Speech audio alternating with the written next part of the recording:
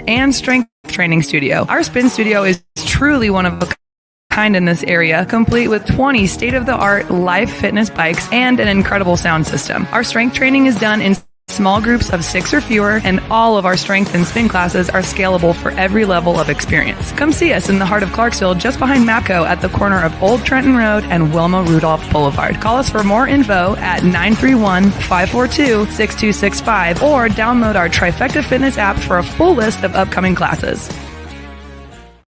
Specializing in metal parts machining and fabrication since 1960, Girding Enterprises has excelled in the machining process. A truly American company, Girding Enterprises has gone from one-man shop in a basement to a world-class machine shop with over 20 employees.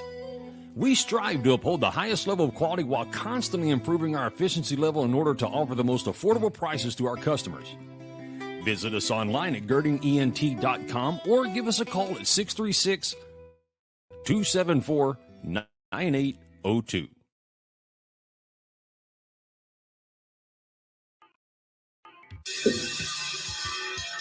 All right. Welcome back.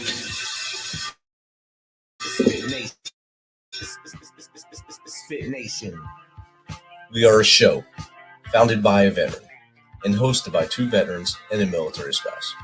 Our mission is to get people to tell their story to the world. If you're an author, share your tips with MisFitNation. If you're a musician or actor, our audience needs to know how they too can get into the business. Coaches, we love our coaches. Come on and share some of your tips with the Misfit Nation to help them become better versions of themselves. If you're a corporate leader or an entrepreneur, come on and share how you did it and how hard you have fought for success. If you're a veteran, first responder, or Gold Star family, we would love to have you come on and just share your story with the Misfit Nation. We always have time for you. If you're feeling down, alone, or starting to see the darkness, stop. Think about those who are around you.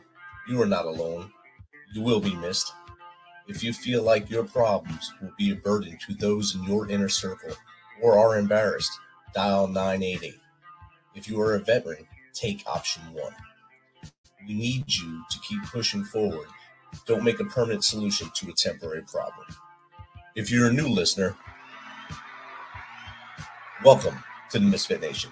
Be sure to subscribe to our show on your favorite podcast apps and also on our YouTube channel at @_Misfit Nation. Subscribe and click the bell to keep you up to date with our latest episodes and all of our news. You can also find us on Heroes Media Group and About Face Radio. Now, let's get to the show.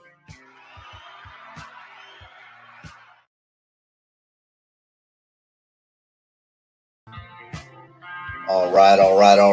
We have a good one tonight, y'all. Our next guest is an award-winning branding and reputation management expert who designs and enhances the identities of global executives, entrepreneurs, and thought leaders. As the CEO and founder of Leda 360 LLC, she is sought after for her knowledge of personal branding, reputation management, leadership communication, reputation repair, and online positioning. So without further ado, let's welcome Leda Citrione to the Misfit Nation. Welcome, Leda. Hello. So wonderful to be with you. It's awesome that we're able to connect and get this thing together. And you're about 1.5 inches away to the west, so it's a little more daylight there now, and the days are a little cooler there probably still. So you're probably having a good time. We're having a great time. Colorado's beautiful this time of year. Yes, our About Face Radio, which we go live to on Sundays, Tuesdays, and Thursdays. It's based out of Colorado as well. So nice. Most of our other DJs are in Colorado. So I hear a lot about it all the time. Yeah, we like to tell people, but then we get mad when everybody moves here. Exactly. So it's the whole Colorado thing. So, Leda, I gave a little bit about you there. If you don't mind, tell us a little bit more about you from as far back as you want to go to how we got here today. I won't go all the way back. That's a long story. Rich, I spent 20 years in corporate. And in that time, I helped stand up and push forward really big companies and leaders and doing all this stuff that earned me a fancy title and a fancy paycheck. But in 2008, I decided to start my own business. And what I wanted to do is, instead of thinking about the corporate brand and the corporate position, I wanted to see what it would be like to work with people in those same processes. And 15 years ago, nobody knew the term personal branding and all of that. But I did. I started a business, my consultancy here in Colorado, working with global leaders. So really people all over the world who want to tell their story in an intentional and specific way to drive certain opportunities. You might call it impression management, reputation management, but it includes things like how we're seen online, what people say about us, and just all the different ways that we act and communicate to tell the story of who we are. And in 2009, about a year and a half into my business, I learned that the work that I'm doing with corporate executives and professionals was not even being talked about for somebody coming out of the military who was now trying to reintegrate into a civilian environment. They weren't being taught how to sell themselves, how to promote their skills, how to talk about themselves. And I decided as a civilian that I was going to try and help. And that was a long time ago. 3 books, a TED Talk, LinkedIn learning courses, and thousands of hours of coaching and speaking later. Here's how I am. Here's where I am. So in a nutshell, that's what I do. That's a wild journey. And to go from the corporate world to what you do now, and just having that light bulb moment to say, hey, no one's really helping those who help us or those who are serving our country. How do I help them to learn how to sell themselves really and brand themselves? And that's something basically I got out in 2015, and it was hey, good luck, go through this course and check these blocks and we're done with you. Yeah. Good luck. So I took a whole 365 days off before I found a position. I sat home until my wife really got tired of it, and was happy when I got a job. And I moved I did geo-bachelor stuff in St. Louis for a year before coming back and working remote. And I've been employed steadily since. But I knew the struggle at that point. And then starting this show and trying to realize how to brand myself as the show, separate from me as me, was hard enough. And then learning from experts like you really helps out. Well, and I think if you fundamentally look at the difference, right? And the only reason I can speak to the military is because I've coached and mentored thousands of transitioning service members, veterans, and military spouses. It's certainly not my experience. But when you think fundamentally, culturally, right, the civilian sector versus the military culture, the military teaches service before self. So the military teaches you it's not about you, it's about those you serve alongside. So you're supposed to claim and accept responsibility and accountability, but not seek credit and fame and recognition, which is awesome. And I sometimes think that businesses would do a lot better if we had more of that in our culture. But fundamentally, the civilian environment is very much about, self-promotion and talking yourself up and using the word I. I am very comfortable speaking about my accomplishments and my track record and using first person to do that.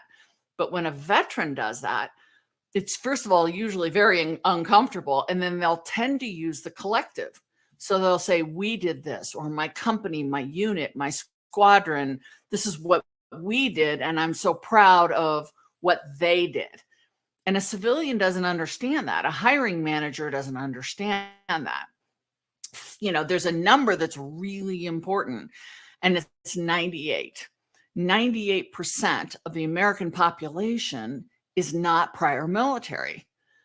So if you think about that, that veteran is speaking in plural, is speaking in third person to an audience that 98% chance is not prior military and doesn't understand, why isn't this guy taking credit for it? Why isn't he proud? Or why isn't she talking about things she did that she's proud of?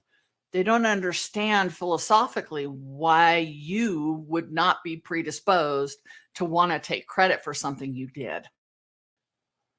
Exactly. And I believe now, even in the job I'm in now, since I'm surrounded by veterans in my job, we all still speak that same way. It's all our team did this, or our the Fort Campbell team did this, and we produced this amount of soldiers trained. We did this. It's never there's never a spotlight on any one of us, and if it does wind up on one of us, we're all kind of humbled, and we wind up taking everyone out for lunch or something just because the spotlight came on us.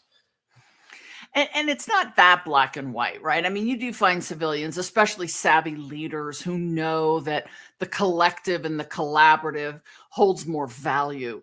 But there's still a training, if you will. We were all brought up to know what makes us great and be able to sell our story. That's how we get jobs. That's how we grow our career and compete for opportunities. So there's a big disconnect. And I'm often asked when I either speak to employers or I speak to veterans, which side do we need to fix, right? Do we need to fix the veterans or do we need to fix the employers? And it isn't a one or the other. It's just kind of understanding that there's a cultural difference. There's a language difference. There's a work style difference. And neither's right, neither's wrong. But appreciating that difference is where we can find commonality and opportunity. Right, and I like how you said it's neither side as wrong in the aspect. It's just learning what each other has done or where we're both coming from. It kind of helps out a lot as you walk through that door. And if I walk through the door and I see nothing but people who never served, and they're looking at me like this robot military guy. And for a while, they just thought we were just all these guys that were and gals that were just they're just killers and crazy people. They just want to do this. They've been to war so long.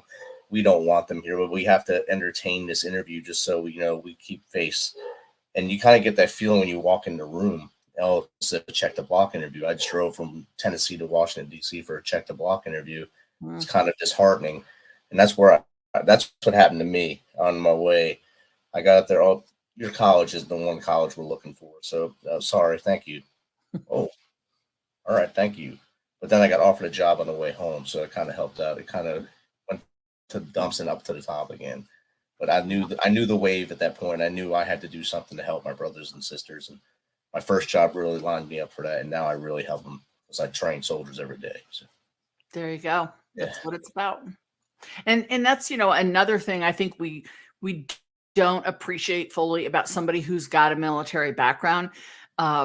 You don't leave that sense of service and commitment and volunteerism when you take the uniform off.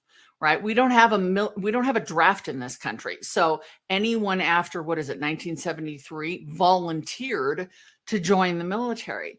And there's so much honor that comes with that I don't think we recognize that it was a selection, whether it was after 9/11 and, somebody felt compelled to do something, which there was a huge uptick in enrollment, or whether it was a family business, as many of you call it. That's somebody volunteering to protect me and my freedom. And one of the things I often share is my mother was actually raised in communist Hungary.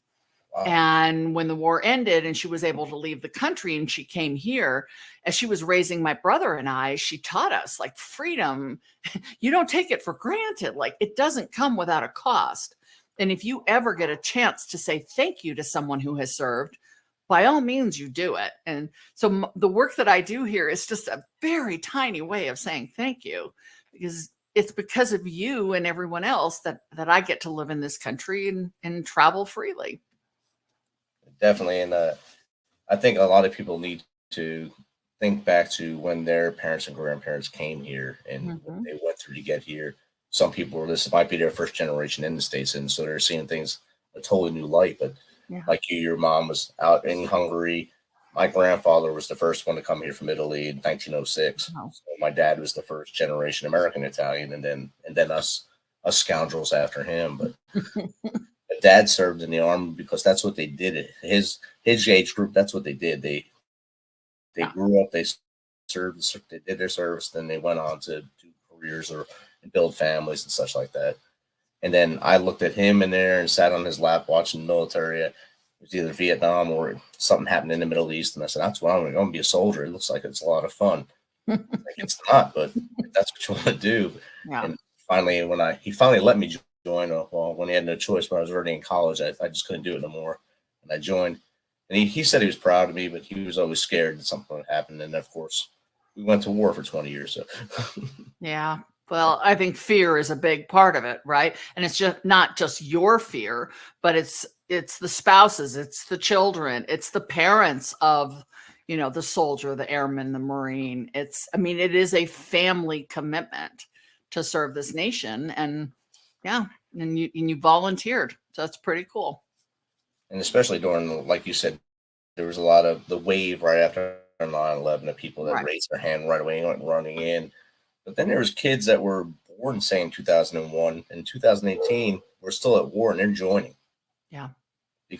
And they know we're still at war. So that's something you got to think about. This young man, this young woman knew that we were still in conflict and still raised their right hand and said, I want to do this. Pretty And amazing. that makes your heart swell a little bit and know that we Mhm. still have good people that still want to lay it down for their country and their fellow brother and sister. Absolutely. And thank goodness for that, right? And which takes us back to what you do for when they come out on the other side of it. So if they joined in 2018, some of them might be getting out right now.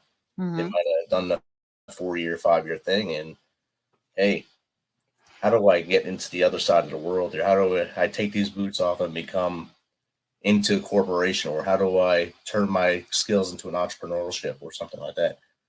How do you face that head on with them? Well, I several different ways. So I've written 3 books. 2 are directed at that service member or military spouse who's getting ready to leave their military duty. One is actually for employers. So kind of came at it from the other angle.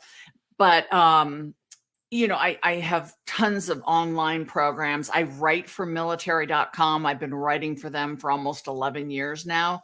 My LinkedIn learning courses are wildly popular with the military space. I also do a lot of mentoring as well as coaching, and then I speak. So every month for almost 9 years, this summer it'll be 9 years, I've been going down to the Air Force Academy and I teach in the TAP program. So I'm on the first day of TAP right before they talk about finance, which is really fun. They're all jacked up and all excited and ready to go. And then they talk about credit cards and interest rates. I go all over the country and speak at conferences on military installations. Just anywhere I can get an audience with a military group is perfect. And what I'm doing is I'm taking them through sort of the inside out process of building your brand. And when I do this in a corporate environment, totally different response. When I do this in a military, whether someone has served 4 years or 44 years, the looks that I get are so different because I'm talking about, like, who are you, Rich, as a person, as a human being, and what do you value? What do you stand for? What are you passionate about? And they're like, wait, what? Like, I've not thought about these things. And even someone who's been in for 4 years, your focus has been so, elsewhere, but we're talking about who you are and how you want to show up in this world in your next career. And for some folks, I think the highest I've coached is 3 stars. It's a really hard conversation for them to navigate. It brings up all sorts of things. And then that disconnect of service before self shows up. And, I feel like I'm being boastful or I'm taking credit for the service of others. And that's not what's happening. It's just, in order to go forward in this new culture and new environment, you've got to be able to talk about you, because just to put a resume in front of someone, it's not how people get jobs. It's not how we find careers. You mentioned earlier, taking 365 days off and then getting that first job. It's not hard to get a job, but to find a career path, that's sometimes really hard. And I'm sometimes more worried about the person who, served 20 years or 12 years and they've got that first job and they've checked that box and they think they've got it, they're golden. I want to make sure that person's okay in 6 months or a year. Because it's different to choose a career or at least have a sense of direction. This is what I loved about my time in the military. This is the kinds of impact that I had, and that this is the direction I want to go to be able to continue doing that. That's different than they've offered me a job. It's a paycheck. My spouse has stopped yelling. What am I going to do next? We can buy a house near her folks. Everything's calmed down. A lot of folks are making that job decision, but not thinking about their career. And that can be problematic down the road. Exactly. And that's a key point, because I think as of 2016, there was a high percentage of people who would get out and take that first job, but they wouldn't last the 6 months to a year. So a lot of veterans would not last in that first job because, one, they couldn't find that purpose there. They didn't feel a challenge, and they just didn't fit in. So they didn't feel like it was what they really wanted, even though they thought it was at the beginning. And they wound up back in the job pool again, trying to find that next real good thing for themselves. And in the process, their ego is now taking a hit, because here they had this sense of mission and purpose in the military. They thought they checked the box, as you said, and they didn't. And now they're back in the unemployment line and feeling dejected, and people are questioning, but the employer is also having a different experience. They thought they hired someone they were proud to hire, right? Not only does this person have enough of the skills, but they served our country, and that's so wonderful, and they're excited. And then that person just leaves, oftentimes without asking for help, without asking for additional training or resources. They just quit. So both sides are feeling kind of dejected.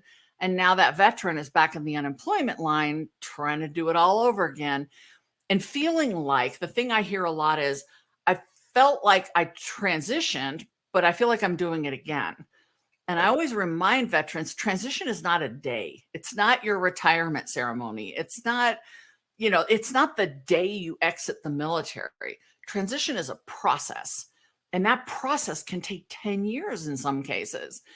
It's moving through the stages to be able to get to a place where you feel like you've got your footing.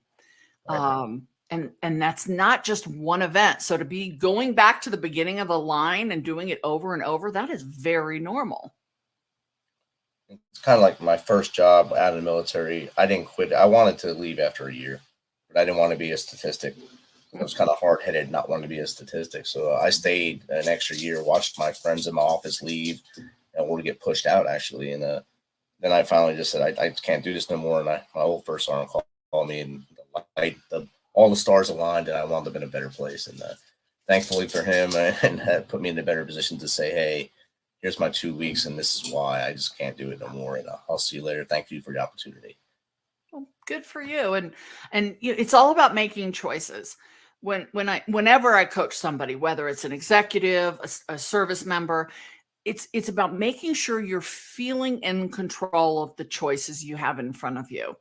And when we don't feel in control, we make typically bad decisions, bad choices. When we feel like we're in control, we tend to make better decisions for us.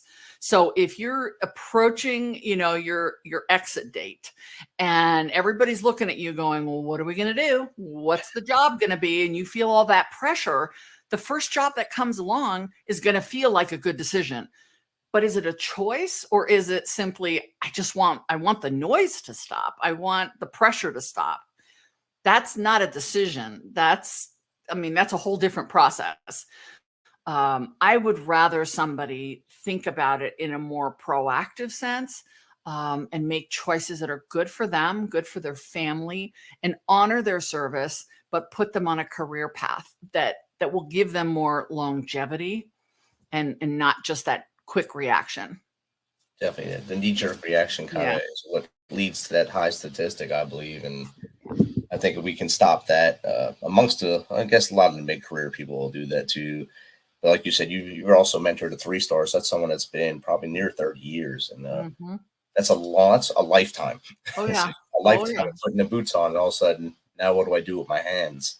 I don't know what to do now, and how do I make this happen? I bet that was a bigger challenge than the 4 year or the 15-year career person. It's just different. Yeah, It's literally just different. You're right. This is a person who has spent their whole adult life in that culture. And it is like, what do I do with my hands? Why aren't people standing up when I walk into the room? How do I dress? Can I wear my medals on the, no, you don't wear them on a business suit. Like, I mean, just it's understanding that their identity is not their role. And that's really hard when you've got somebody who was career military. Just like if you have someone who was the CEO of a company and then they leave that post and they don't know who they are anymore. right. Somebody who's younger, who may have served 4 or 8 years, they're still in that growth period. So they don't have some of the challenges that somebody who's been more career military has, but they also haven't figured out their identity. So they're still in that upward momentum, and then you take them out of the culture. So I wouldn't say one is easier. Just like people ask me, is it easier to work with enlisted versus officer? It's just different. It's just all a different experience. Someone who's had multiple deployments, someone who's got a service disability. Okay, is it an invisible or a visible service disability? Like, they're all just different. And the world needs everybody. So we've just got to make sure that person feels that they are in charge of the options they're attracting and the choices they're making. Definitely, and that's a key point you made there with the officer enlisted, because a lot of the young officers, they stay until maybe captain, and that's their choice line right there. Most of them, they make that decision at captain. It's 4 to 5, 6 years at tops, and they're getting out. And there's a kid that joined at 18. Mm-hmm. He's 4 to 6 years. They're about the same age. So you have an enlisted kid, an officer. The officer has that college education. That's the only thing they have in their back pocket. The enlisted kid may have some classes that they were able to take along the way, but that might be the challenge between them. But they both are pretty young and still wet behind the ears going into the corporate world at that point, or any career path at that point. And I think that's a good point, because, one of the things I wrote in that book, I'm trying to get the hand thing, that book, Success After Service, is employment isn't the only career path after the military. Education, we see a lot of veterans coming out of the military and getting their bachelor's, getting their doctorate, and they're using those post 9/11 GI Bill funds to really advance their education. Now, if they're doing it just because they're not sure what to do and it's a way to kind of kick the can down the road, that's not the best option. But a lot of them are saying, I've got some military skills, I've got some passion in this area, but an education's really going to give me that entree. So I talk about what it's like for someone who might be 25, 26 years old to be a freshman or to be back in school. I've got one guy right now, he's in his mid 30s, and he goes, I look like the old guy in the classroom. I'm like, mid 30s is old. Wow. Okay. But it's a very non-traditional student experience. He's got a family. He's been to war. Like, he's not like most of the kids he's in school with.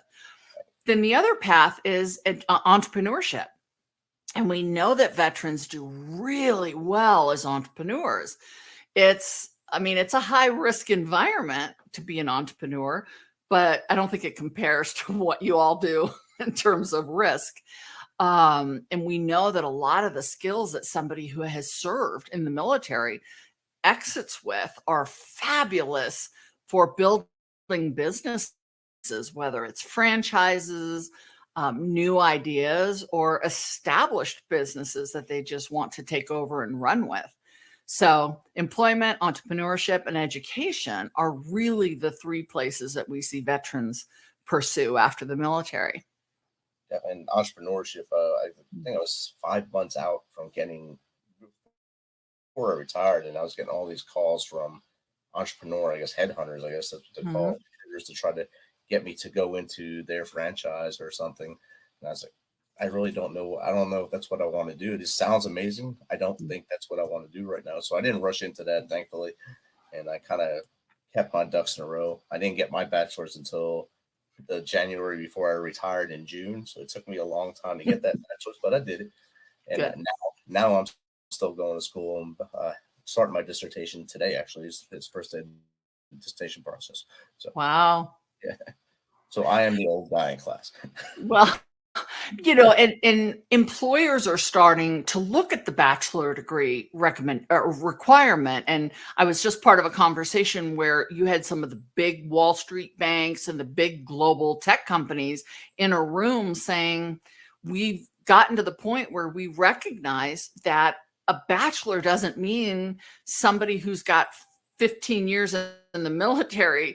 It doesn't necessarily give them an advantage, and they're starting to look at education and skills differently. And I think that's going to be fabulous for someone who comes out of the military and says, I don't want to get that degree, but I still want to participate in these, civilian opportunities, and employers going, yeah, everything you've done in the real world counts. And so we're going to find a way to balance that out.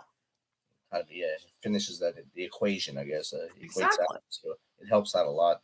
And the mindset has to change as long as people like you are still talking to them and saying, look, this is something that we need to bridge that divide, because there's a lot of people that they don't do good in school, and that's why they join the military to begin with. And they're not good at tests. They're not good at, planning out a research paper, but they are good at putting widgets together or leading people. And that's what you want. You want someone that can lead and figure something out. And that's where we can bridge that divide and get people in the right places.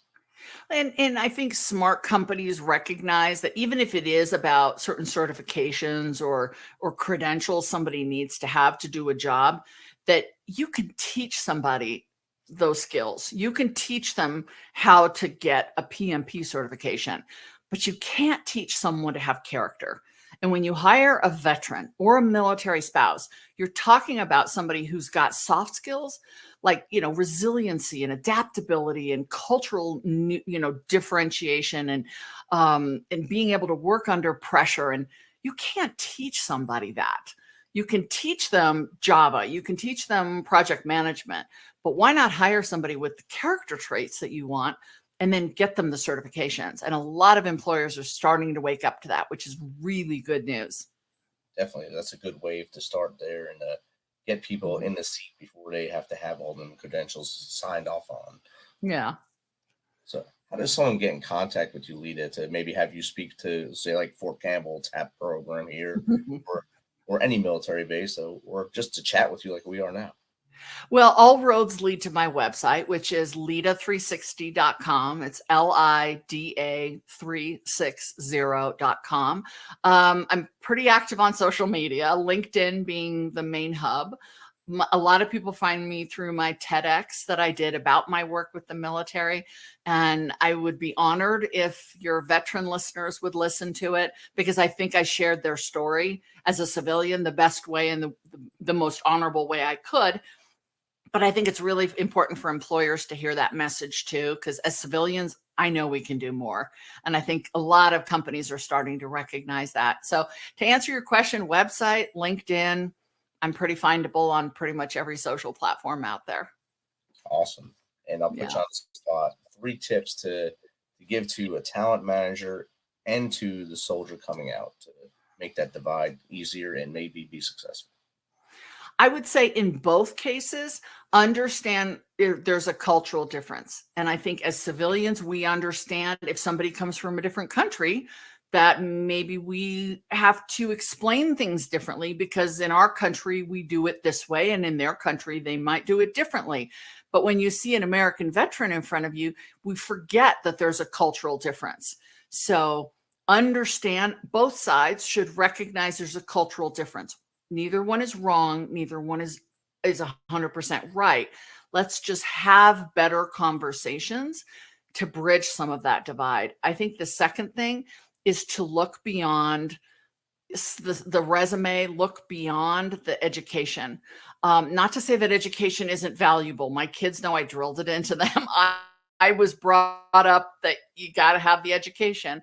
But if somebody has served as a combat medic, they're probably going to have some nursing experience in high risk situations that might put them a little bit ahead of somebody who's just right out of school.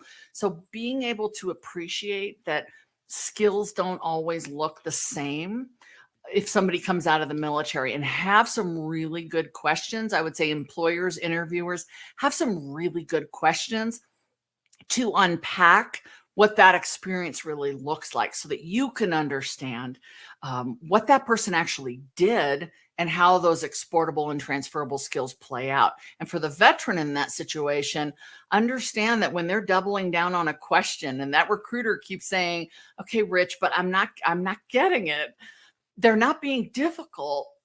There's a difference in how we speak about ourselves. And your job as a job applicant is to really know how to position yourself. I think the last thing I would say is there's so much room here to grow. There's so much room to grow. And I know veterans who walked into major corporations, not physically, but approached major corporations and said, I've always been a fan of your brand, and I don't see that you hire a lot of prior military, and that's who I am. I'm a colonel from the Army or a captain from, this branch, and I'd love to be part of that solution with you. And some really smart companies said, yeah, let's have that conversation. And now they have veteran hiring groups and veteran resource groups and military spouse groups. And there's this whole vibrant community within the organization because a veteran reached out and said, you don't have a lot of people here who look like me. What if I was part of helping you figure that out? Retention goes up, sourcing and attraction goes up, and the fulfillment of that veteran goes up. So it is a win-win for employers to recognize the value of hiring veterans, and for the veterans out there and military spouses to say, let me see how I can help here, and let's see if we can figure this out together. That's a great opportunity for both sides. Outstanding. I put you on the spot. You nailed it. You hit a home run right there. Perfect. Perfect. You jumped off the top of the mountains out there and did it for me. That's awesome. Thank you, Lita, for taking some of your time tonight to hang out with us. Well, thank you. And thank you for your service to our country. Thank you for everyone who is listening, military spouses and veterans, as well as active duty service members who might be listening. And for the employers who are listening, it is worth the conversation. Please reach out to people like Rich, people like me, and just start those conversations. Awesome. Thank you, and have a good night. Thank you as well. Thanks for checking us out and being a part of the Misfit Nation. Don't forget to visit our website at themisfitnation.com. It's themisfitnation.com to catch up on all of our episodes and also to get some of that great Misfit Nation gear. As always, be humble, stay hungry, and keep hustling, because we are